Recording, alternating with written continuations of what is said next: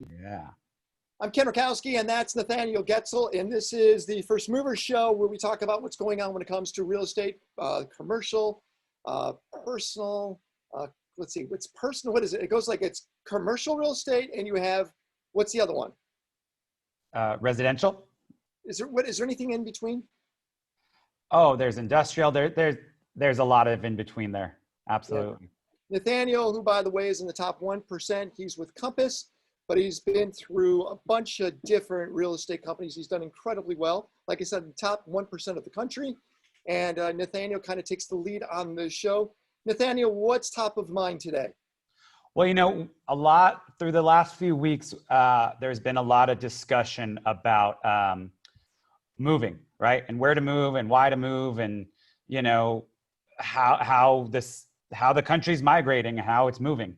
So I wanted to touch a little bit, because a lot of people are moving based on money restraints, right?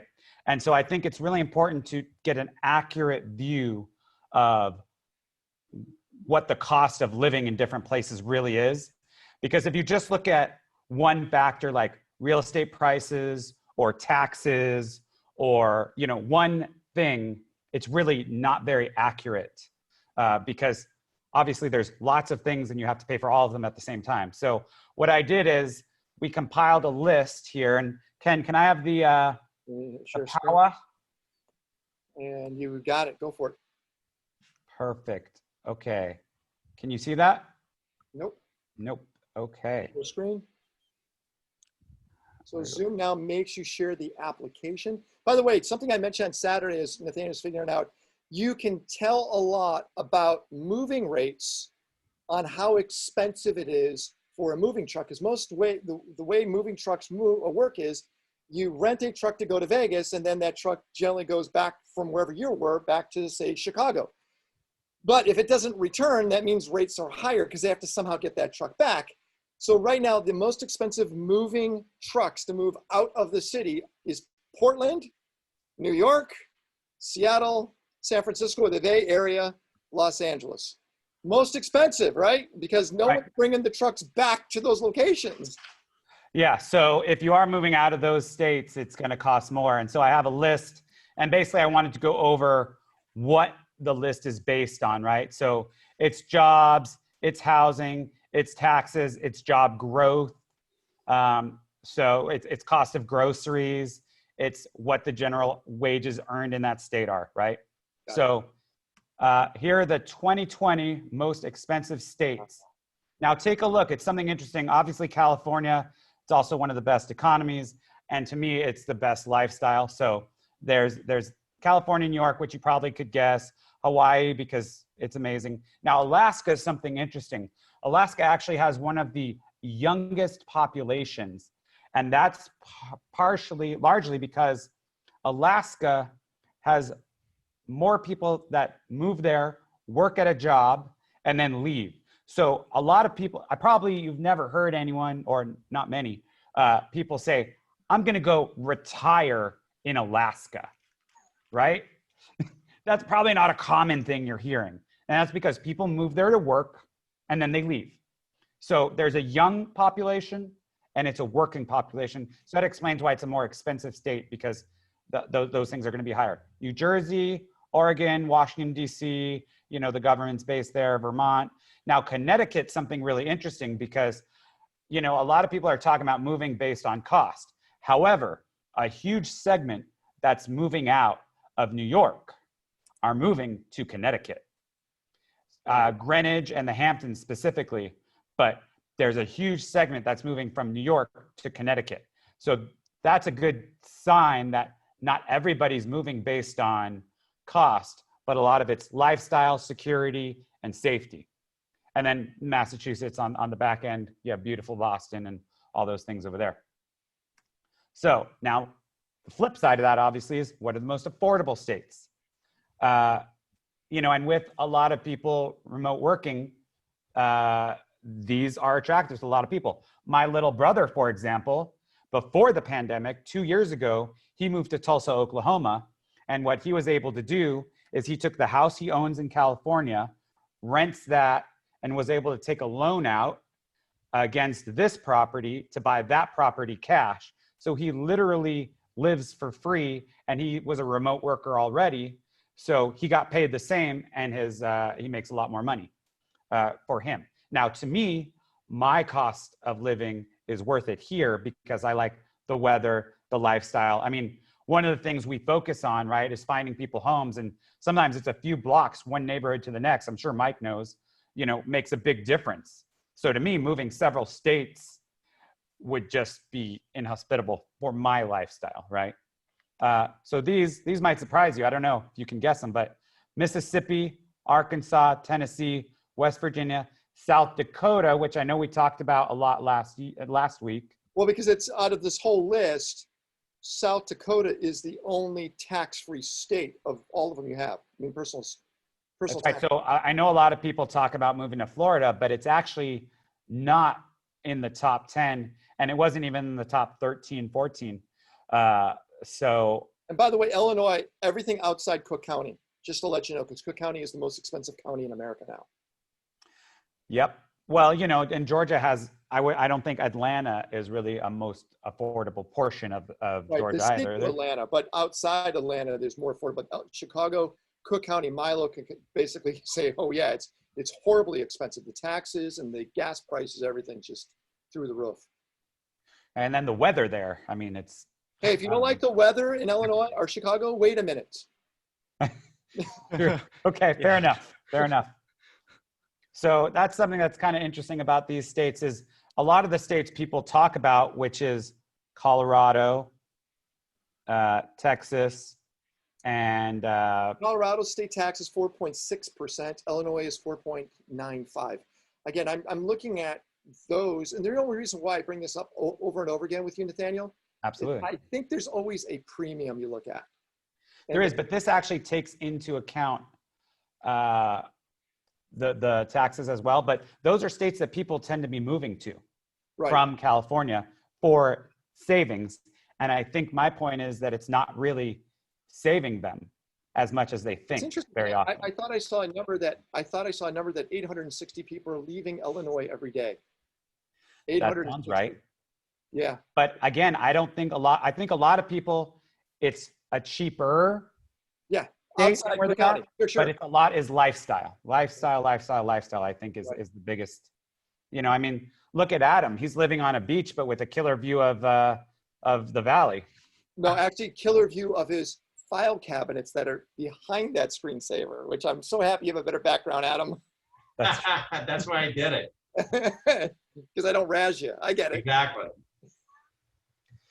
So here's a map of all the states, most expensive being red and least expensive being that weird lime green color. But it's interesting because it is the Northeast seaboard and the pretty much almost the whole West Coast that you're paying a premium for. So, then the lifestyle, I'd say in those areas is pretty dynamically different. Now, Montana is an interesting one because that one has a lot of citizen rights and a lot of different things. Like I know until recently, they didn't even have a daytime speed limit. So there's a lot of big land, open land that you can drive quickly over. Yeah, but like Nevada and Washington, they're expensive states, which is surprising to see even Nevada up there too. That's right. Wow. It's not a cheap state, but also sometimes it's lifestyle mixed with what kind of jobs and job availability, right? Right. And buffets. Lots of buffets. That's right. Yeah. So I wanted to go over for investors terms that were pretty important here. And that's because sometimes people are looking for cheaper states to invest in as well. So the two things that you want to look at when you're investing are cash on cash versus cash flow, right? So cash on cash, that's the percentage that you're making back. Okay, so it's 10%, 5%, right? Often called the equity dividend. And it's one of the most common formats that people use to look at their return on investment. Now, it's also important to look at cash flow because that's the actual dollar amount that you're getting back every month, right? And it's important to look at both. Otherwise, you could be making, $200, $300, $500 a month, But if you put in $5 million, that's a horrible return, right? So it's important to look at both of those when you're looking at investment properties and investment potential, right? So that's I want to go over that. And then I want to do a few more of these before and afters. And Mike, feel free to chime in on these as well. Tell us about Mike. Mike is, he's based up in Silicon Valley. He is a top producing agent up there. I think this month, he closed close to 20 million, maybe more.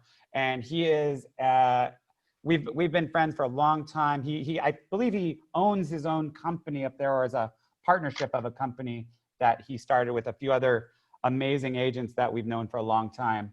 Are you focusing primarily on residential, Mike? What's your focus? Yeah, we focus on residential. We have 3 offices in the Silicon Valley, and one we just opened in Dana Point off of Pacific Coast Highway down in Southern California. But Silicon Valley based, we do about 200 million in sales every year. Just looking at the last 30 days in Silicon Valley, we posted one of the highest sales for 8.5 million.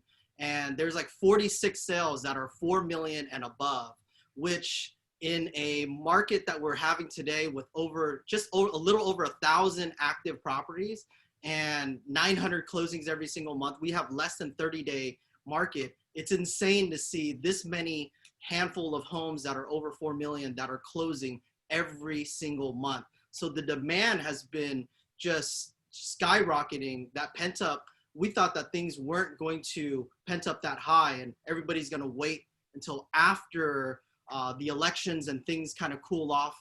But no, everybody's chomping at the bit to buy residential real estate.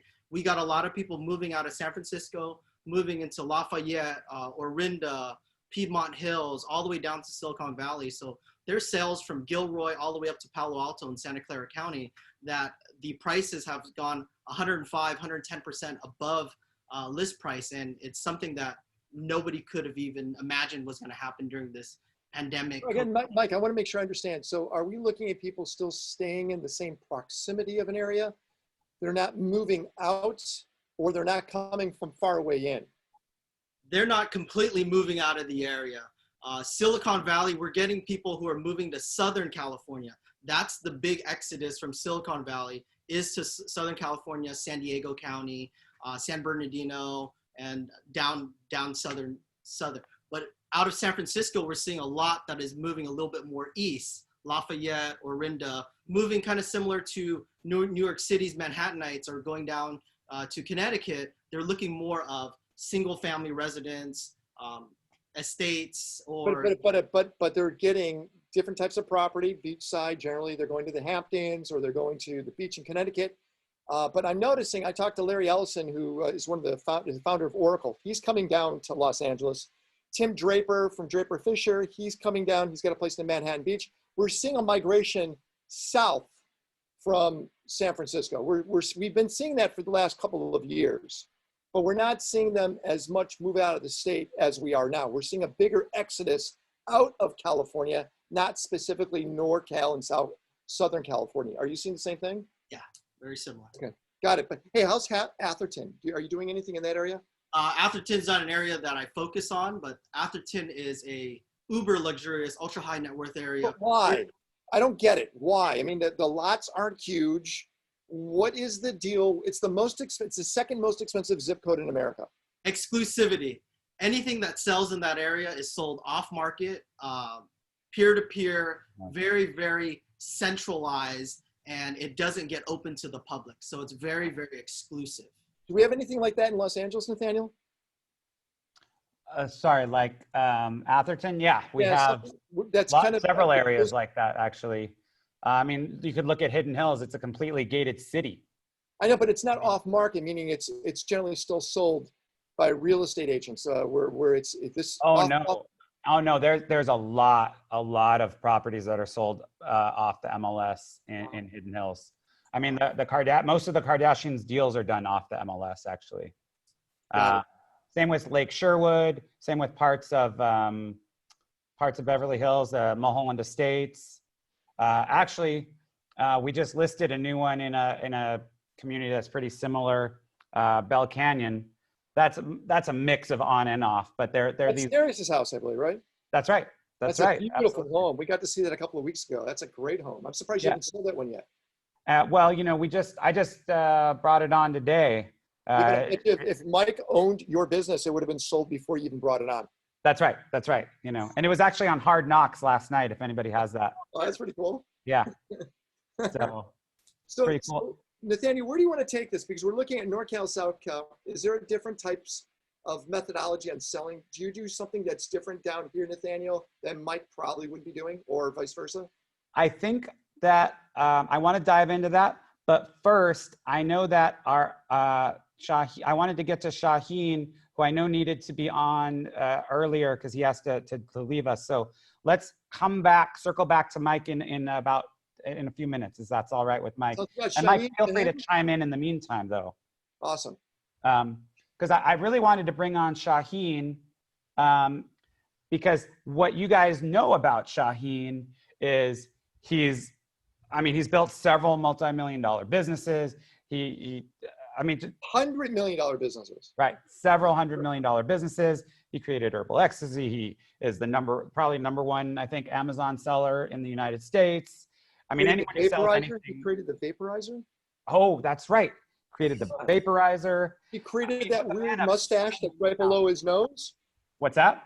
He created that weird mustache that's right below his nose. Have you seen that? You call that a mustache? I don't know what it was. All I know is the zoo is looking at him for a reason. Shaheen. Yeah, and you know, but hey guys, that Shaheen that you might not know about Shaheen, and you know all that and probably much more because he's done amazing things that would blow your mind. But he's also very, very active in the real estate space, and some of the ways that he has bought and sold real estate is pretty interesting. So I wanted to touch on that. And Shaheen? Actually, Nathan, you said something interesting. You said he's doing things a bit counterintuitive. Well, I wouldn't say counterintuitively, but I would say definitely different than the norm. And he does it very successfully. And I think there's things that we can take and mix with the unconventional ways that Shaheen has made. Where's your properties? You know.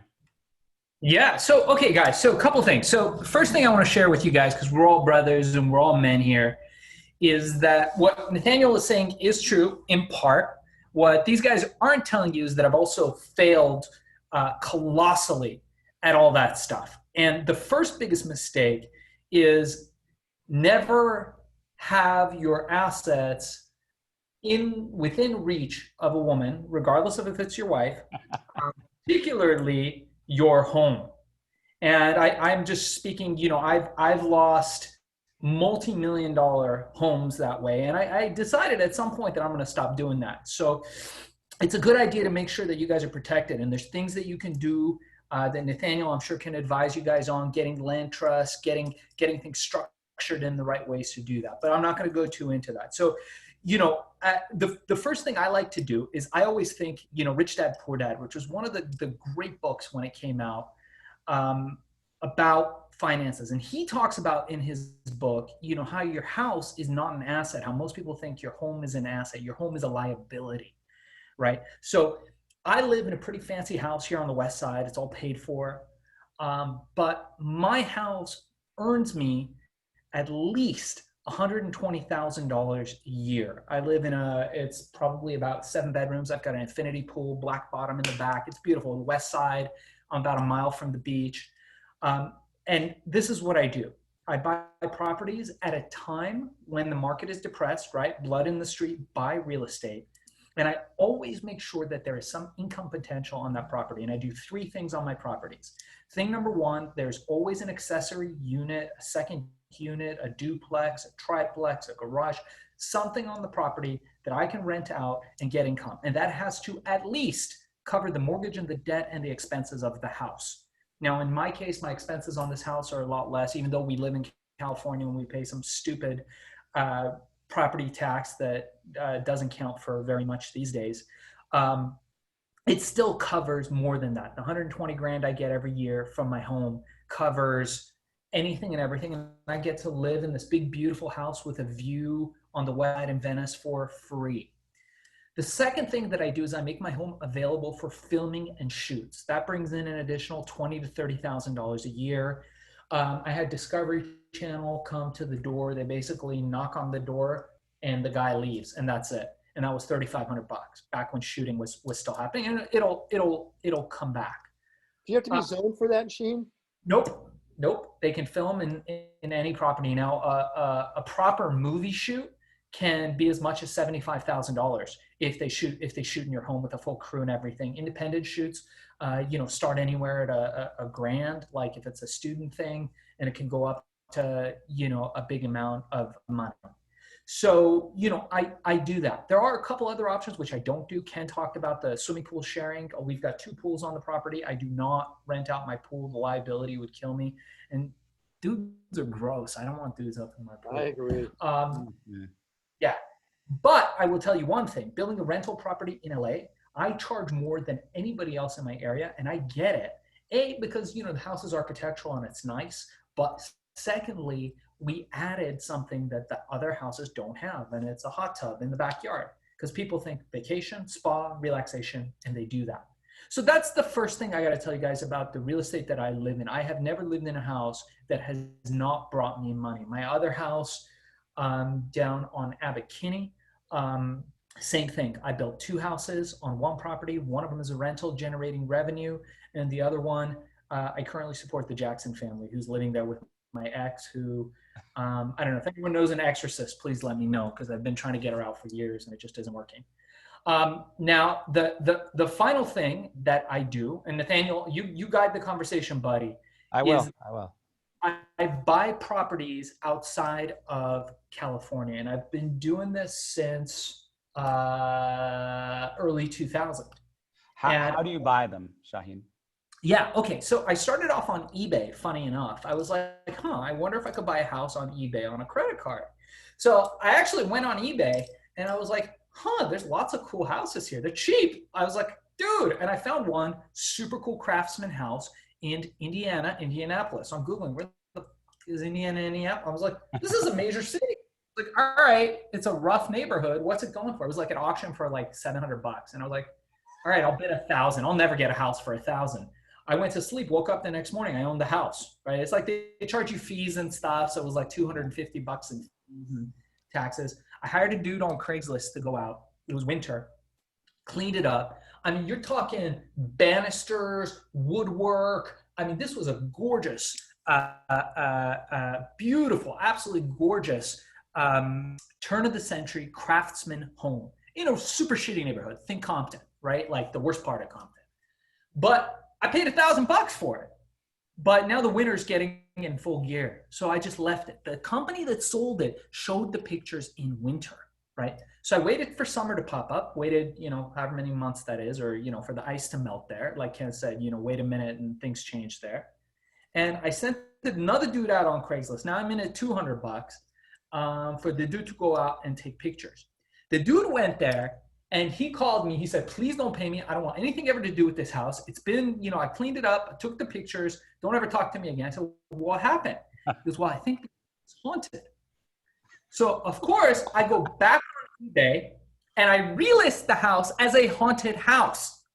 Guys, I got so many bids on this house. Oh, the cool thing was he took he took a picture of this old TV, one of those old like white TVs, the CRT TVs, and the thing was plugged out, but there was an image on the screen, right? So I added that to the listing and I said haunted house, and this lady calls me, super nice voice. She's from Malibu. She was the Malibu psychic. And she paid $25,000 over the highest bid, which was $50,000. She paid $75,000 for the house, and she bought the haunted house. She was so excited. She was going to commune with the dead. Whatever she was going to do, she was going to fix the vibe of it. She was going to shoot it. She was like, and it was a bargain for her, right? So then I had that $75,000, mind you, and I did this all on my Amex card. So I bought it on my Amex. Now that money's in my account. It was like a couple $100 in fees. And I was like, all right, what am I going to do? So I went off to Florida, to Orlando, which, by the way, in the United States is the highest rent to purchase ratio, right? Has huge amount of industry there. You've got the medical village, you've got all the sports teams, Disney World, Universal. There's huge entertainment possibilities, golf, everything is there. Retirees are there. It's a fantastic town. But at the time, you could buy a house for 30 grand, 40 grand, and that house rents for $1,000 a month. Do the math. So I took that money and I bought 2 houses there on a lake in Orlando. And immediately, within 30 days, those houses were rented for $1,000 a month. And I was like, this is pretty good. In 30 days, I would have, these houses would more than pay for themselves just for the money I put out, not including what I got for the haunted house. And I just started accumulating them. And it was an absolutely fantastic business model. I have never fixed a toilet, never talked to a tenant, never been on a property more than once. Most of my properties I've never seen.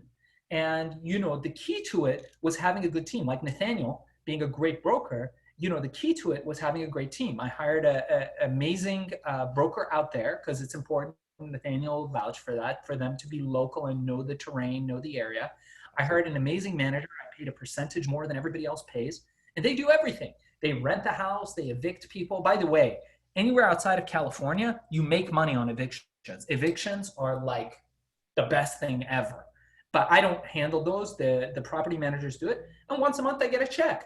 In California, if I was telling Ken this the other day, they got to evict. It's 6 months. Nathaniel will tell you it's 6 months. You got to do this. They can get a lawyer. They can draw it out for another 6 months. It costs all this money. In Florida, 2 weeks after the notice, the sheriff is there. Your stuff is on the lawn.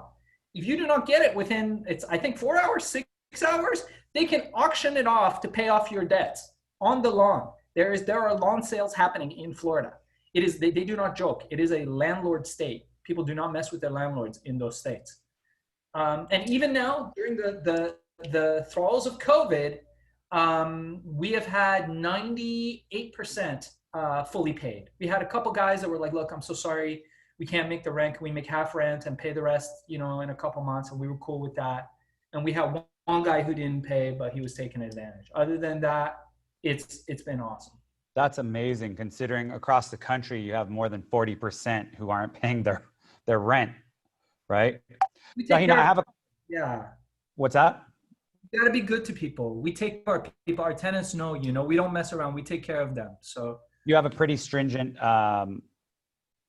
application process, or you just got lucky with good ones because you're good to them and they're good to you?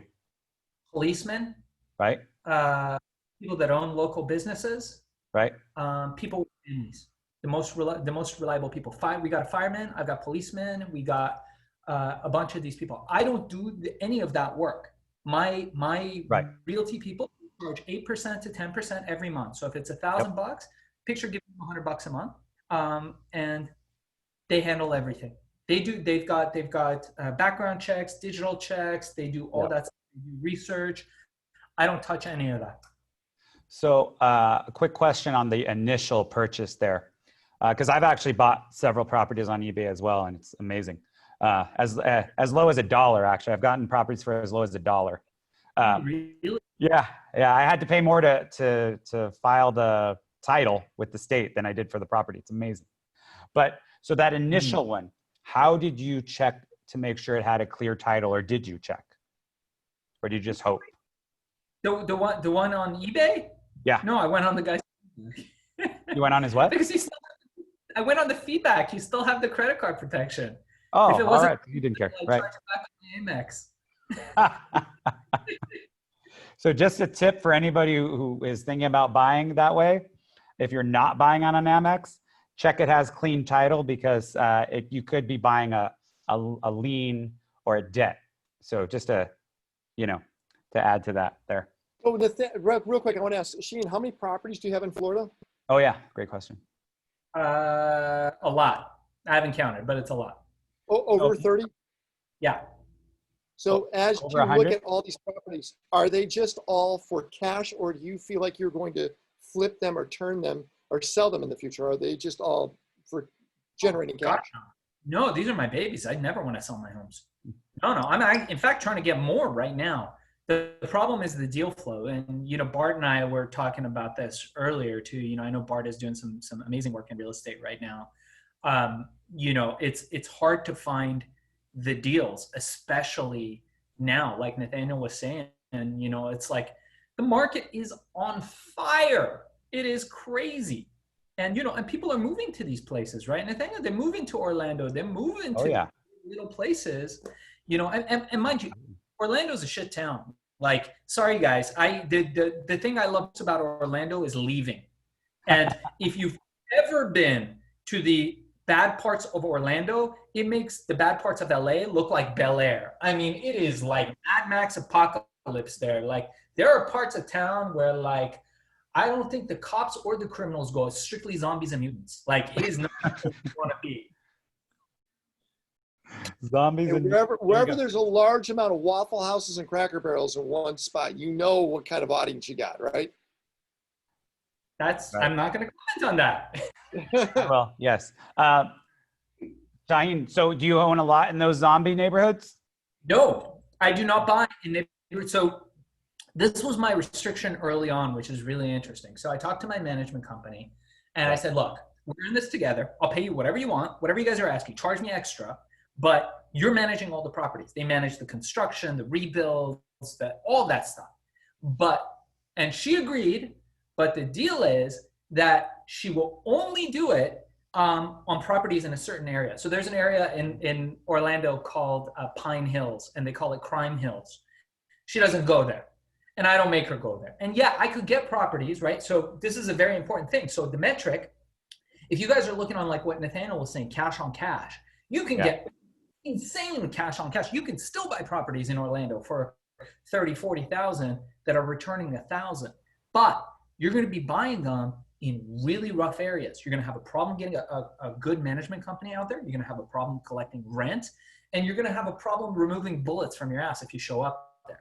So you want to make, I'm kidding about the last part, but a little bit not kidding. Maybe. So you want to make sure that you get them in good neighborhoods. Now, what I do is I don't look for Bel Air, but what I look for is working class neighborhoods. I get on Google. I look for trucks, work trucks in the area. Great sign. I look for cars that are well kept. I look for pride of ownership in the neighborhood. Okay. And I look for grown-ass men riding lowriders. Those are the main things that I look for. Okay. If there's a grown-ass man in the neighborhood riding a lowrider, drinking a 40 ounce, it is not a good neighborhood. I'm just kidding.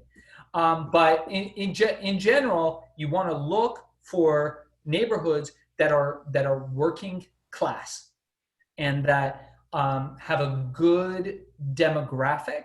I love Hispanic neighborhoods, neighborhoods where people are in hospitality. I love neighborhoods where you know, a lot of teachers are near, so like around schools, anything like that really makes a difference. And, you know, it's my go-to has always been check out people's cars, because the way they treat their cars is a good reflection. And then Nathaniel and Edwin and myself, we went to Augusta a couple of years ago to look at properties. Yep. Because of course they have a unique time, because that one bump is the Masters, the golf, you know, that gigantic, massive golf tournament that happens. So 1 week of the year literally can pay for your entire mortgage for that whole year, is that 1 week. So do you look at plus places that, what was that? Plus a cash flow. It'll pay for the whole year, plus you have positive cash flow. You don't have to worry about the rest of the year. You're done. Yeah, it's mind-blowing. But when you look at Orlando's got a seasonal environment, right? Because of all the parks out there. Do you look for other unique features where you're going? So some of these guys are looking at doing stuff in Austin, Texas. Austin really, like, you know, South by Southwest, but otherwise it's this new city that people are moving to. What trends are you looking for, Shaheen, to get excited about? I like that, guys. So that's great. No, I mean, I own properties in other states as well. Orlando's just one of my favorites because the metrics work out so nicely. And it's not really seasonal. People go to those parks year round. You know, that's, you know, golf is year round. The weather is year round there. So that's one of the reasons why it's not so seasonal. But, you know, I like Texas a lot. You know, you got to find the right area. There's a place called Water Cooler there that's very high end, and some of the surrounding areas there are very nice. Some of the surrounding areas of Dallas are very nice. Similarly with like Miami, the outskirts of Miami are fantastic. You can get something very close to Miami Beach, within 45 minutes of Miami Beach.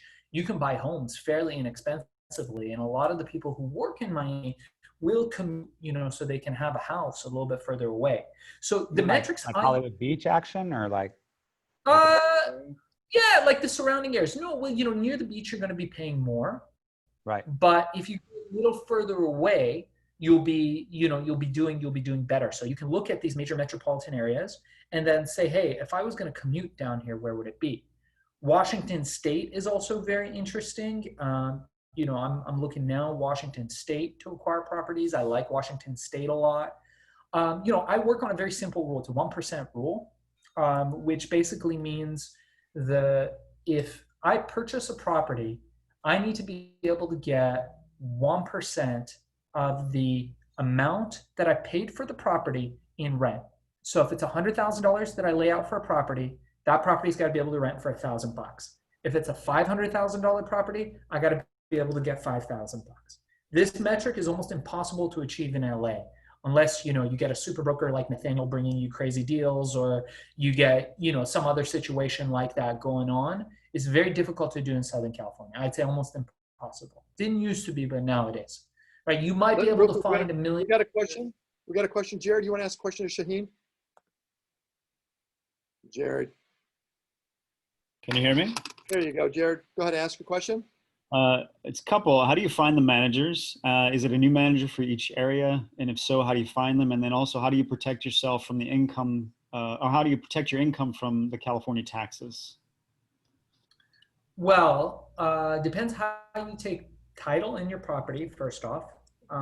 If you do it which you should have, a Florida LLC, I'm not a good person for tax advice. I've got no wisdom to share with you there, but except to get a really good accountant and to get a really good person advising you, like a good attorney to advise you on how to take title. But if you take title in an out-of-state corporation, that out-of-state corporation should not have to pay taxes in California, but the money that flows through to you obviously would be taxable if you're living in California. And your second question was, how do you find the management? Yes, and is it different for each area? Great question. So usually what I do is I look if I know anybody there who's bought property, who's got it managed, I ask around. If not, I look on Yelp, I Google, and I check references. And so I call around. I've never gone with the least expensive management company. I love the idea of the most expensive management company, but they got to show me that they're worth it. So I don't mind spending a little bit extra. And this is the thing you should know about management companies, is that they're humans, but people treat them like shit. The tenants fucking hate them. And the homeowners, generally speaking, treat them like a number, because people who have investment properties in general are like, oh yeah, management company A, B, and C. So if you are kind to your manager, if you do things like, if it's a female, send them flowers. If it's a man, send them some gifts. Be on their radar, call them and ask them how they're doing. Send them a funny video every once in a while, like Richard sends me all the time. Thanks, Richard. I like your videos, man. Usually they got some, that's another story. Okay. So, but you do things where you stay on the radar and you stay pertinent and relevant to them. They will go out of your way. So I have, an Amazon business. I teach people how to succeed on Amazon. We've got 300 products. So what I do is once a month, I'll send her something. I'll send her some kitchen knives. I'll send the receptionist at the desk. I'll send her some, because of COVID, I'm sending them soap dispenser. So my stuff is everywhere, right? I send them 100 pack of thank you cards for them to send to their clients, right? I'll send her a funny video. So she calls me and she takes care of me. She takes care of our accounts and our stuff is taken care of. And she knows, when stuff happens, like we've got hurricanes up there, right? And we're insured for them. Our houses are the first ones to get boarded up. She sends the crews to board our houses up first. Right, and she treats them like her own houses. So it's the relationship. I look for somebody who I can form a relationship with, who I know is going to take care of those babies for me. And like Ken was saying, I don't ever want to sell these properties. These properties are going to pay for my kid's school. They're going to pay for his college. They're going to pay for his house. They're going to pay for his kids' houses. These are cash cow properties that are in a protected vehicle that are sitting there constantly bringing cash flow, and they're never going to go to zero. Their value is only going to go up. It could go down 10%, it could go up 10, 20%, 30%, but which, by the way, a lot of these properties I bought for 30, 40,000 in 2000, the ones in Orlando in 2010, I got an offer for 430,000 for one of them just the other day. No improvements. We fixed the roof once. And I'm not selling. I'm not selling. I'm not selling. We just keep it. So you're selling them? No. Sounds like you're selling them all. No? Oh, misunderstood. I'm not selling them, sir. Okay, good to know. Good to know. Shaheen, I know you have to run, but I have one last question for you, and then I know you, because the other thing we didn't mention about Shaheen is he's also a super dad. So he's basically super to everything he does. He doesn't do anything just half. So I know he's got to run, and I really appreciate him taking the time to spend with us. But I have one last question, and it's quick. You bought your first one on eBay. How do you find your deals now? All those states? Do you call agents, or do you just look online, or what's your, That's a good question. So I think it's a combination, right? I think it's, like I said, it's about relationships, knowing like super brokers like yourself, right? Who can bring me the deals, right? And part of it, I've gotten deals here door knocking. Like I've gone to my neighbors and been like, hey, I noticed there's a moving outside. Are you guys moving? Yeah. Or a garage sale, being like, hey, noticed you guys are selling the stove. You leaving? Okay. Would you ever consider selling the house? So that's the easy way. The better way is to, through relationships, through great brokers. And usually I find it a collaboration, right? Because if you're like a super broker, like Nathaniel, you're going to have a lot of clients and he's going to be busy. And although he'll be looking out for you, you guys got to bring him some nice cash for it to be worth his time. Now, if you go online and you do your research, you find some things and you bring it to Nathaniel, Nathaniel's going to love you. He's going to be like, man, this guy is rocking. He knows exactly what he wants. And it also gives him a reference point for what things you like. So he might tell you, hey, this deal won't work for you, but I've got something similar, or I got a pocket listing that'll work for you. That's the best way. So relationships with good people, and real estate, like film, like business, is a team effort. So you got to build a solid team and look at it as a spreadsheet. Look at it as a spreadsheet, but treat your people well. Got it. Perfect. Well, in that thought of treating people well, I know you have to run, so thank you so much for Shaheen, taking the time. I just went on Amazon and I just bought one of your shirts. I love that capitalism shirt. Good. I thought you were going to say you bought a mustache. No, I don't want to do that. Endangered species. Let's keep it that way. All right, guys. It's been so nice talking to you guys. I really appreciate the opportunity to share. Talk to you, everybody. Appreciate it. Bye. Okay, so Mike, what I'm thinking is we can, I'd really like to know kind of what the environment up there is. I know you were talking about some of the stats, but what more can you tell us? So what is it? What's the feeling like, right? I know I have a friend in San Francisco and he said it's like a zombie town. You don't see anybody except some people kind of staggering through the streets. So what's the real estate environment up in that Silicon Valley area? So Silicon Valley, we've got like 17 different areas just for Santa Clara County, all the way from Palo Alto. You're looking at Menlo Park, where Facebook is, Santa Clara, Sunnyvale, Mountain View, where all the major tech hubs are, and then all the way down to San Jose, where Google is proposing a huge development project, and they're buying literally everything from like downtown San Jose, Willow Glen, so pocket neighborhoods.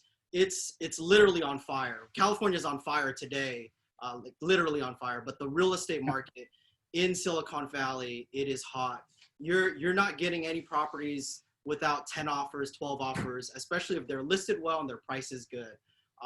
When it comes down to investment properties in Silicon Valley, unless you're banking on the appreciation itself, there's nothing to be bought that's going to make you money except for the commercial business that's going to happen after September. Q3 reports, I think commercial is going to be extremely hot. I got a lot of clients and investors who are selling off residential properties, 1031s, doing lots of things with their money, and then later they're going to put it back into the commercial side or close on the resi side to buy commercial side right afterwards. They feel that there's going to be a big, like a steep cut, like a haircut in commercial to where they're going to jump into that type of business space. Residential side is just, it's too hot for the average investor or somebody who is experienced in buying. There's a lot of emotion in the market because the interest rates are so low, but we have an average price point of $1.2 million. And there's only about 1,000 homes that sell every single month. And there's over 17,000 licensed real estate agents. There are people that are hungry out here for a deal. And that's why our local MLS came up with a clear cooperation policy, taking out that whole off-market thing. But it's still happening. But you're looking at families who are living in the Silicon Valley who purchased 5 years ago. Now they have over $500,000 in appreciation to really upsize to another property, but they're bidding and competing to where they're just going to stay in their home, refinance, cash out as much as they can, remodel the heck out of it to their forever home, or expand, add an ADU, the pool, the infinity pool, whatever that they want, and live in the home. That's why we're having a huge discrepancy on actual inventory itself, because people are going to stay in their homes longer. If they can refinance, they have a lot of the equity, they're staying in the house. Because if they go back into the market, if you're doing a concurrent sale in Silicon Valley, it's almost good luck, unless you're paying $150,000 over on your new property, only to be contingent to selling your property at the same time. That's the only way that someone would take a contingent type sale, is if they know that you're overpaying for their property and it's worth their risk waiting 17 days for you to sell your property or have it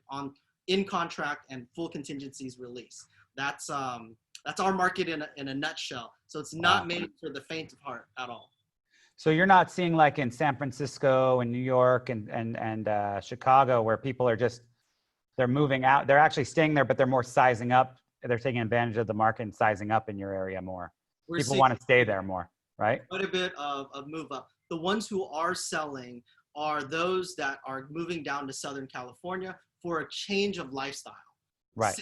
They're working from home, or they're able to fly in once a quarter. And these are more executive level, or you're looking at more management level type folks. And the ones who are a little bit more blue collar, however, they're moving out. They're going to Tracy, Modesto, Stockton, Sacramento, because they're just priced out. They're just going to go into those markets, our secondary sister markets, or that are bordering Silicon Valley, and that's where they're buying, and they're pumping up the values there. You're seeing a lot of Tracy, Sacramento, Stockton. Those values now, there are people who are selling here, buying one property to live in and one property to invest in to cash flow downtown Sacramento, or even Roseville, Rockland area. So we're seeing a lot of that. We're doing a ton of referral business out of Silicon Valley towards that way, Northern California. Wow, that's interesting. And we have a question. Are your commercial clients worried about the Prop 15 passing? Of course. I think that's the big elephant that everyone's talking about. Here in Silicon Valley, in San Jose specifically, there was a new Measure E that was passed. It's almost like a luxury tax. Anything, a sale, residential real estate sale, $2 million to $5 million, 0.75%. So you're looking at $15,000. And we have, over 200 of those sales every single month. That is from 2 million to 5 million, not talking about 5 million and above. So if you're seeing those numbers, and they said that it was to help with the homeless population and all these other things. But at the end of the day, it's going to the general fund, and that means it's going anywhere that they please it goes to. So. Right. So it's not really going where it's earmarked for. Correct. Got it. Is the NorCal area considered a commuter town? Do they have enough public transportation to get them around? Where LA's not like that at all. You're on the roads. The 405 is called that because it takes 405 hours to drive on it. I noticed the Embarcadero and the 101 has just slammed now in traffic. Is there good public transportation up there? It's starting to. BART is now coming to downtown San Jose. So we have just our standard transportations, but now they're starting to bring different forms of transportation into downtown San Jose. And it's going to take some time. It's really going to take some time. So they're moving it from the East Bay, San Francisco to the East Bay, down to northern San Jose, Berryessa, North Valley, eventually coming down to downtown San Jose, and from there down south. But it'll take quite some time for all that to be, because we're so overdeveloped already. We have no land, literally, and everything is starting to build up. But downtown San Jose, we have an airport there in North San Jose, so there's a big variance on how high you can build skyscrapers. Right now, we're at 24 stories.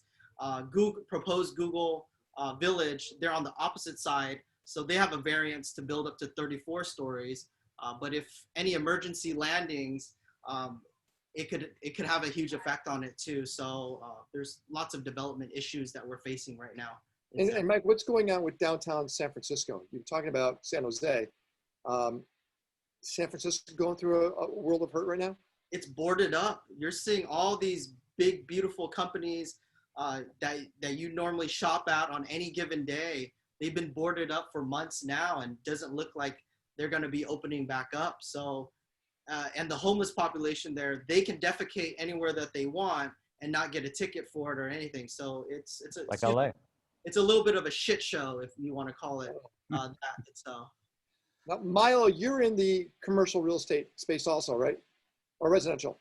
Residential. I was doing a lot of Airbnb for the past 2.5 years, and Chicago is become quite similar. I mean, like Mag Mile, like downtown is like just sketchy as all hell now. Like just all sorts of shit happen down there. Everything is boarded up. Like Ken, I don't know the last time you came downtown, but like it got fucked up like pretty bad. And then of course, like when we had the shooting last week where like I guess some police officers responded to an active shooting, and then they shot the guy who shot at the police, and he got hit. And then all of a sudden people were like, let's go loot because this guy got shot by the police, even though he shot at the police.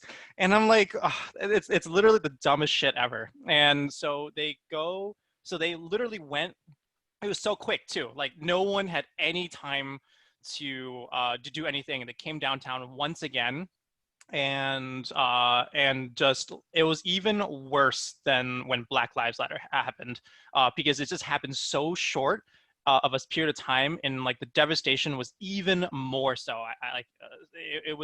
And then like downtown is like no one walks downtown anymore. There's a huge exodus. My buddies that own Gina Giorgetti's, and of course the guy from Medicine Entertainer, they're not reopening restaurants.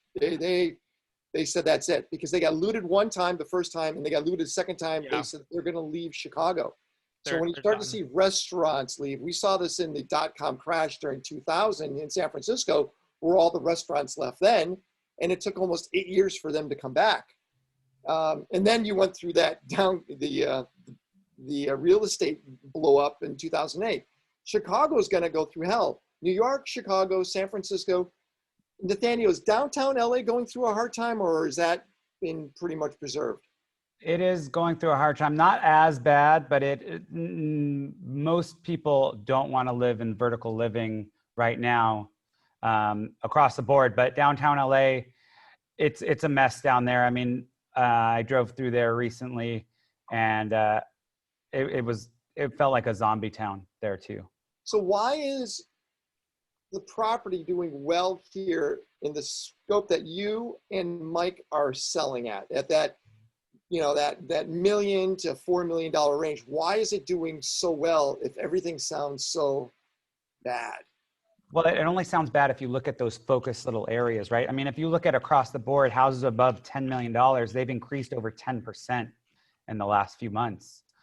It's pretty massive. So, I mean, we have a big variety of living situations, right? It's a mix. It's not all, the problem with New York is it's all vertical living. It's all on top of each other. So, for the last 10 years or so, there's been a massive migration to cities and to urban environments, and to get closer and closer to each other, and more to do, and more to do. And, San Francisco and New York were super hubs of those, and Chicago too, parts of downtown Chicago. But so now that there's this really big push away from that, right, to safety, space, and sanitation, places that were super hubs of that other living style are getting hardest hit. LA, for example, it's a huge variety. Like if you look at even the two houses that we've shown on this show, you look at Darius's super house in Bell Canyon, it's on 31 acres. There's 3 gates, and the first one has an armed guard at it. It's a different type of feel. And I guess this is, are you saying the same thing, Mike, by you? Totally radically different environments? Did we lose Mike? Mike? Yeah. Are you seeing the same thing? These homes that you're selling are radically different than what the rest of these shithole areas that you're talking about, right? Yeah. Why is your area doing so great? It's a demand, but it's the job market. We get, if there's anybody that is leaving from a tech company here and they're doing a lateral out to Colorado or Austin or wherever it may be, there's 3 other engineers looking to come to the Bay Area, and they got signing bonuses, especially Tesla right now. Everybody's got a big signing bonus if they're coming over on an executive level or so, and they're using that money to buy up as much as they can, because it's a huge it's like a huge kind of switch in their mind. They may live in a 3,000 square foot home in Denver, Colorado, and come here for the same price. They're going to buy an 800 square foot townhouse, but with the pay structure and then the incentives that they're getting for whether it be stock, whatever it may be, it's enough for them after a year or 2 years, and they're buying. And that's what we're seeing. Anyone who's leaving the Bay Area, there's more people coming into the Bay Area to buy. And if there's somebody that is upsizing, there's somebody that's downsizing at the same time. So the demand is extremely strong. But I thought Tesla's going to leave. That's what they're saying. Where they're going, Nevada or Austin? No, they're going to go to Austin. They're going to go where Milo's moving to. Yeah. So that's it. Well, what an insightful show today, Nathaniel. You put on some pretty good people. Hey, we were lucky to get him. Mike is really a super agent up there in the Silicon Valley area. Yeah, go ahead, Mike. I wanted to add one thing. For investments, if you're looking to buy still in California, I'm a part of a few investment groups. We're now buying down in Joshua Tree, Palm Desert. Like, I can give you an example, just because I know a lot of people, when I do these talks, they're like, well, where do you actually own? I can give you an example of one that we just closed last week. It's a 61591 La Jolla Drive in Joshua Tree. Purchased it for $295,500, 20% down, put $25,000 in just furnishings for everything. It's on Airbnb now. We just got booked out 3 days, booked out $750. The mortgage is $1,200. The AC bill is $300 there itself. And you're getting $750 a day? So we're getting $250 on average a day, but we just did a booking for 3 days. It just got sent to my box right now as we're on here. I'm like, wow, $750. So if you're looking at 5 to 10 days, you're making money on it. And that's something that you can do in California if you're the hands-on type person that wants to drive and see the property. I don't have any out of state. I have in Sacramento, Stockton, and now Joshua Tree. And my investors, they'll follow me to the moon wherever I buy, because I tell them I'm buying it first and I'm making sure it's good. And so that's just an example if you guys are looking into still buying something within California that's going to cash flow there. Not too much on appreciation, but on cash flow basis, it's huge. Yeah, I just read actually earlier today, Joshua Tree has one of the largest cash flows of any rentals in California, especially short term. So go buy something under $300,000 if you can. And if you need a good broker, I know some guys that are down there. I don't do it myself, but they run all the analysis. All right, this is great. Next week, you want to tell everyone who you got next week, Nathaniel? We have a couple people, but one of which is Ryan Blair will be on with us, who also, on top of building a multi-billion-dollar company, has a huge portfolio in the real estate space. And if you remember, he's the guy that was a former gangster turned gangster to entrepreneur. Yeah, so gangster to billionaire. Yeah, to a billionaire. So he's a great speaker, and he's going to join us next week. Nathaniel, great job. Hey, Mike, it's really nice meeting you, Mike, and thank you for selling my future mother-in-law's home. So thank you very much. She's moving to Vegas in 2 weeks. So Thanks, guys. I appreciate it. And everyone, unmute yourself. Thank everybody for being part of this today. Thank you. Thank you. Yep. Thanks. Thank you, guys. Guys. Thanks, guys. It was awesome. Thanks, guys. Yeah. It was awesome. Guys. Thanks, Bye. guys.